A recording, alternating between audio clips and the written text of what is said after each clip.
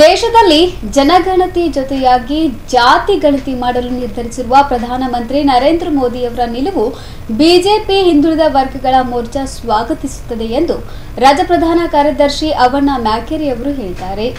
ಕಲಬುರಗಿ ನಗರದ ಪತ್ರಿಕಾ ಭವನದಲ್ಲಿ ಸುದ್ದಿಗೋಷ್ಠಿಯನ್ನು ನಡೆಸಿ ಮಾತನಾಡಿದ ಅವರು, ದೇಶದಲ್ಲಿ ಸಂವಿಧಾನಿಕವಾಗಿ ನಿಖರ ಮೀಸಲಾತಿಯನ್ನ ಪಡೆಯದೆ ಅತಂತ್ರ ಸ್ಥಿತಿಯಲ್ಲಿರುವ ಹಿಂದುಳಿದ ವರ್ಗಗಳ ಜಾತಿ ಜನಗಣತಿಯಿಂದ ಅವರ ಸ್ಥಿತಿಗಳ ಬಗ್ಗೆ ನಿಖರ ಮಾಹಿತಿ ಲಭ್ಯವಾಗುತ್ತದೆ.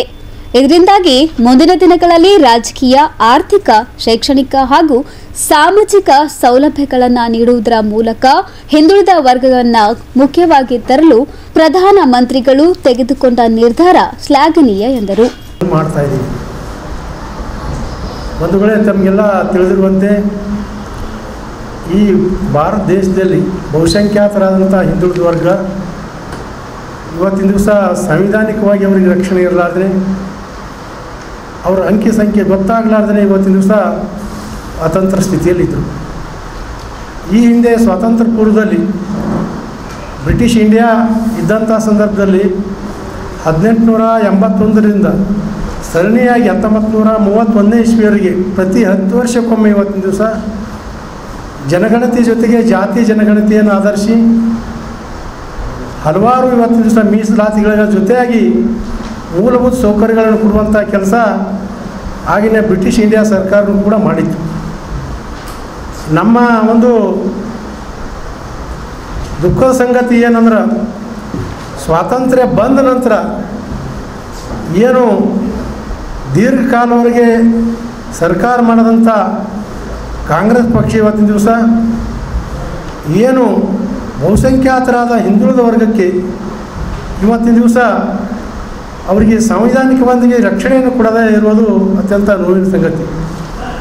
ಅದಕ್ಕೆ ಸರ್ವರಿಗೆ ಸಮಬಾಳು ಸರ್ವರಿಗೆ ಸಮಪಾಲು ಅನ್ನುವಂಥ ನೀತಿಯನ್ನು ಇಟ್ಕೊಂಡಂಥ ನಮ್ಮ ನರೇಂದ್ರ ಮೋದಿಜಿಯವರು ಯಾವಾಗ ಈ ಒಂದು ಸಮುದಾಯ ಬಹುಸಂಖ್ಯಾತರಾದಂಥ ಸುಮಾರು 52%ಕ್ಕಿಂತ ಹೆಚ್ಚಿಗೆ ಇರುವಂಥ ಈ ಸಮುದಾಯಗಳನ್ನು ಸಾಂವಿಧಾನಿಕವಾಗಿ ರಕ್ಷಣೆ ಮಾಡುವಂಥ ಕೆಲಸ, ಇವರಿಗೆ ಏನಾದರೂ ತೊಂದರೆ ಆದ್ರೆ, ಇವ್ರಿಗೆ ಏನಾದರೂ ಸೌಲಭ್ಯಗಳು ಸಿಗಬೇಕಂದ್ರೆ ಇವ್ರಿಗೆ ಯಾವುದೇ ಆದಂಥ ಒಂದು ಸಂವಿಧಾನಿಕವಾದಂಥ ರಕ್ಷಣೆ ಇರಲಿಲ್ಲ. ಅದೇ ಅವರು 2017-18ನೇ ಸಾಲಿನಲ್ಲಿ ಈ ಸಂವಿಧಾನಕ್ಕೆ 102ನೇ ತಿದ್ದುಪಡಿಯನ್ನು ತರುವ ಮುಖಾಂತರ ಏನು ಶಾಶ್ವತ ಹಿಂದುಳಿದ ವರ್ಗಗಳ ಆಯೋಗವನ್ನು ರಚನೆಯನ್ನು ಮಾಡಿ ಇವತ್ತಿನ ದಿವಸ ಈ ಒಂದು ಜನಾಂಗಕ್ಕೆ ರಕ್ಷಣೆಯನ್ನು ಕೊಡುವಂಥ ಕೆಲಸ ಮಾಡಿದ್ರು.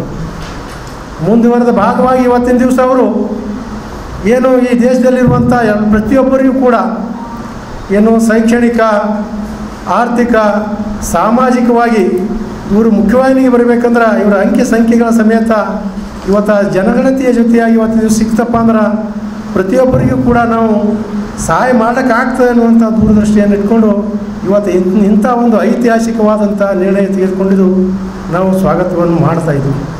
ತಮಗೆಲ್ಲ ತಿಳಿದಿರುವಂತೆ ಏನು ನಮ್ಮ ಕಾಂಗ್ರೆಸ್ಸೇತರ ಸರ್ಕಾರ ಬಂದಾಗ, VP ಸಿಂಗ್ ಅವರ ಸರ್ಕಾರ ಬಂದಾಗ ಏನು ಆರ್ಟಿಕಲ್ 340 ಪ್ರಕಾರ ಏನು ಹಿಂದುಳಿದ ವರ್ಗಗಳ ಒಂದು BP ಮಂಡಲ ವರದಿಯನ್ನು ತಯಾರು ಮಾಡಿ ಸುಮಾರು 27% ಏನು ರಿಸರ್ವೇಷನ್ ಹಿಂದುಳಿದ ವರ್ಗಗಳಿಗೆ ಅವಾಗ 92ರ ಒಂದು ಕೋರ್ಟ್ ಆದೇಶದ ನಂತರ ಆಯಿತು. ಅದು ಆದಮೇಲೆ ಇವತ್ತು ದಿವಸ 2010ರಲ್ಲಿ ಮನಮೋಹನ್ ಸಿಂಗ್ ಅವರು ಈ ಜಾತಿ ಜನಗಣತಿ ಜೊತೆ ಈ ಒಂದು ಜನಗಣತಿ ಜೊತೆ ಜಾತಿ ಜನಗಣತಿ ಮಾಡಬೇಕೆನ್ನುವಂಥ ಒಂದು ನಿರ್ಧಾರ ಮಾಡಿದ್ರೂ ಕೂಡ ಇವತ್ತಿನ ದಿವಸ ಅವರು ಮಾಡಲಾರ್ದೇ ಕೇವಲ ಸಾಮಾಜಿಕ, ಆರ್ಥಿಕ ಮತ್ತು ಶೈಕ್ಷಣಿಕ ಸಮೀಕ್ಷೆಯನ್ನು ಮಾಡಿಕೊಂಡು ತಮ್ಮಲ್ಲೇ ಇಟ್ಕೊಂಡು ಈ ಒಂದು ಹಿಂದುಳಿದ ಬಹುಸಂಖ್ಯಾತ ಹಿಂದುಳಿದ ವರ್ಗಕ್ಕೆ ಇವತ್ತಿನ ದಿವಸ ಅತಂತ್ರ ಸ್ಥಿತಿಯಲ್ಲಿಡುವಂಥ ಕೆಲಸ ಅವರು ಮಾಡಿದ್ರು. ಆದ್ದರಿಂದ ಕರ್ನಾಟಕ ರಾಜ್ಯದಲ್ಲಿ ಕೂಡ ಸನ್ಮಾನ್ಯ ಮುಖ್ಯಮಂತ್ರಿಗಳು ಅಹಿಂದ ಚಾಂಪಿಯನ್ ಅಂತ ಹೇಳ್ಕೊಂಡು ಅಹಿಂದ ಹೆಸರಿನ ಮೇಲೆ ಅಧಿಕಾರಕ್ಕೆ ಬಂದು 2015ರಲ್ಲಿ ಸುಮಾರು 165 ಕೋಟಿ ರೂಪಾಯಿ ಇವತ್ತು ಹಣವನ್ನು ಖರ್ಚು ಮಾಡಿಕೊಂಡು ಏನು ಸಾಮಾಜಿಕ, ಶೈಕ್ಷಣಿಕ, ಆರ್ಥಿಕ ಸಮೀಕ್ಷೆಯನ್ನು ಮಾಡಿ ಹಿಂದುಳಿದವರಿಗೆ ಅವರಿಗೆ ನ್ಯಾಯ ಕೊಡಿಸ್ತೀನಿ ಅಂತ ತಿಳ್ಕೊಂಡು ಇವತ್ತಿನವರೆಗೂ ಕೂಡ ಅವರು ಮಾಡಿಲ್ಲ. ಮಾಡ್ಯಾರ 2 ಆಯೋಗಗಳು, ಒಂದು ಕಾಂತರಾಜು ಆಯೋಗ, ಒಂದು ಹೆಗಡೆ ಆಯೋಗ. ಅದಕ್ಕೆ ಒಂದಕ್ಕೊಂದು ತಾಳ್ಮೇಲೆ ಇರಲಾರ್ದಂಗೆ ಇವತ್ತು ಇದ್ದಂಥ ಜಾತಿಗಳನ್ನು ನಿರ್ಲಕ್ಷ್ಯ ಮಾಡಿ ಇವತ್ತು ಸಣ್ಣ ಸಣ್ಣ ಸಮುದಾಯಗಳಿಗೆ ಇವತ್ತು ಅನ್ಯಾಯ ಮಾಡುವಂಥ ಕೆಲಸ ಸನ್ಮಾನ್ಯ ಮುಖ್ಯಮಂತ್ರಿಗಳು ಮಾಡ್ತಾ ಇದ್ದಾರೆ. ಇದನ್ನು ನಾವು ಬಲವಾಗಿ ಖಂಡಿಸ್ತಾ ಇದ್ದೀವಿ. ಆದ್ದರಿಂದ ಮುಂದಿನ ದಿನಗಳಲ್ಲಿ ಆದರೂ ಕೂಡ ನಾವು ಕೇಂದ್ರ ಸರ್ಕಾರಕ್ಕೆ ನಾವು ಮನವಿಯನ್ನು ಮಾಡ್ತಾ ಇದ್ದೀವಿ. ಏನು ಈ ಒಂದು ಅತಿ ಶೀಘ್ರದಲ್ಲೇ ಅಂದರೆ ಸೆಪ್ಟೆಂಬರ್ದಾಗೆ ಸ್ಟಾರ್ಟ್ ಮಾಡ್ತಾರೆ ಅನ್ನುವಂಥ ಮಾಹಿತಿನೂ ಕೂಡ ನಮಗಿದೆ. ಸೆಪ್ಟೆಂಬರ್ದಲ್ಲಿ ಈ ಒಂದು ಜನಗಣತಿ ಜೊತೆ ಇವತ್ತು ಜಾತಿ ಜನಗಣತಿಯನ್ನು ಮಾಡಿ ಈ ದೇಶದಲ್ಲಿರುವಂಥ ಕಟ್ಟ ಕಡೆ ವ್ಯಕ್ತಿಗಳು ಕೂಡ ಇವತ್ತಿನ ದಿವಸ ನ್ಯಾಯ ಸಿಗುವ ದೃಷ್ಟಿಯಲ್ಲಿ ಇವತ್ತು ಸಾಮಾಜಿಕವಾಗಿ, ಆರ್ಥಿಕವಾಗಿ, ಶೈಕ್ಷಣಿಕವಾಗಿ ಮತ್ತು ರಾಜಕೀಯವಾಗಿ ಮೀಸಲಾತಿ ಕೂಡ. ಸುದ್ದಿಗೋಷ್ಠಿಯಲ್ಲಿ ಬಿಜೆಪಿ ರಾಜ್ಯ ಹಿಂದುಳಿದ ವರ್ಗಗಳ ಮೋರ್ಚಾದ ಜಿಲ್ಲಾಧ್ಯಕ್ಷರಾದ ದೇವೇಂದ್ರ ದೇಸಾಯಿ ಕಲ್ಲೂರ್, ಶರಣಪ್ಪ ತಳವಾರ್, ಬಸವರಾಜ್ ಮದ್ದರ್ಕಿ, ರಾಕೇಶ್ ಮಾಡಿಯಾಳ್, ಚಂದ್ರಕಾಂತ್ ಕಿರ್ಸಾವಳ್ಗಿ ಸೇರಿದಂತೆ ಅನೇಕರು ಹಾಜರಿದ್ದರು. Bureau report in Gulbarga news.